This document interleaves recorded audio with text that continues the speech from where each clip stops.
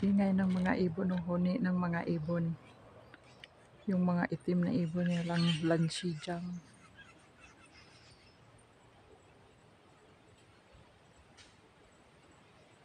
Nasa puno ng tugas.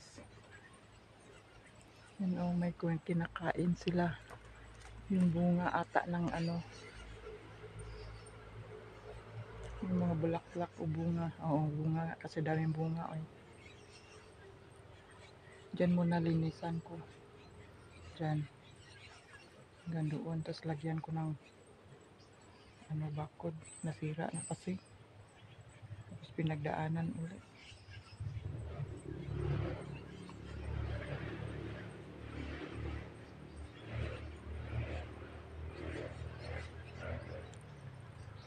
Ang dami ng mga ibon, oh. Hindi mo malapitan kasi lilipad yan eh. Mga itim. Yung, ang ingay-ingay ba? Yung bird na nasa city. Pero mga itim sila. Dami.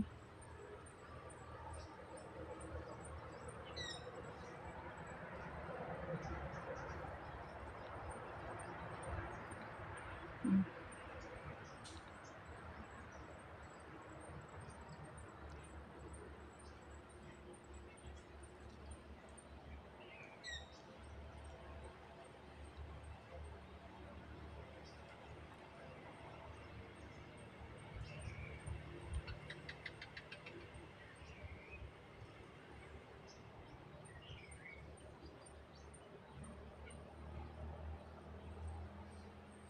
Didiligan ko muna yung langka kasi na ano eh.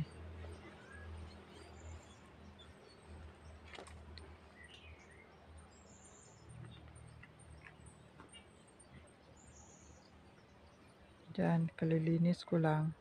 Tapos diyan naman sa kabila. Diyan. Mainit pa. Gaganyanin ko na lang muna. Pagkatapos ano,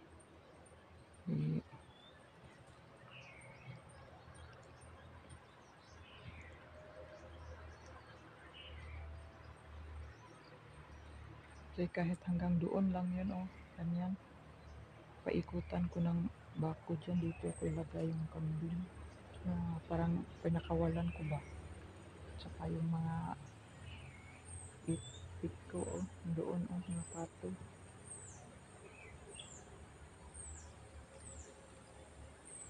Gawa ng bahay.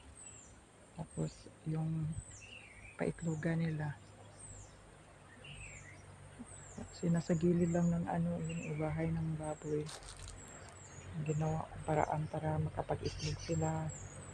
Marami. Tapos ano, pag net na ganyan, na net, kakainin kasi. Yung ano ang maganda, cyclone. Tapos lagyan ng net sa pinakababa, kahit kalahati. Bago na yan pag ano na.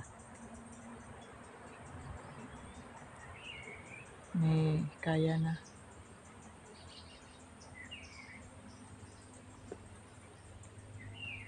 Ito, kamansi, mahaba din ang ano, yung tipo ba yun? Yung paggawa ng bangka. Yan. Yan ang ginagawa ng bangka eh. Marami yan. Ito pa yun oh. Mahaba. Marami yan doon sa kabila. May nabali nga doon ng ano. Ang tagal ng bagyo. Ito lang muna kasi kukuha pa ako ng ano.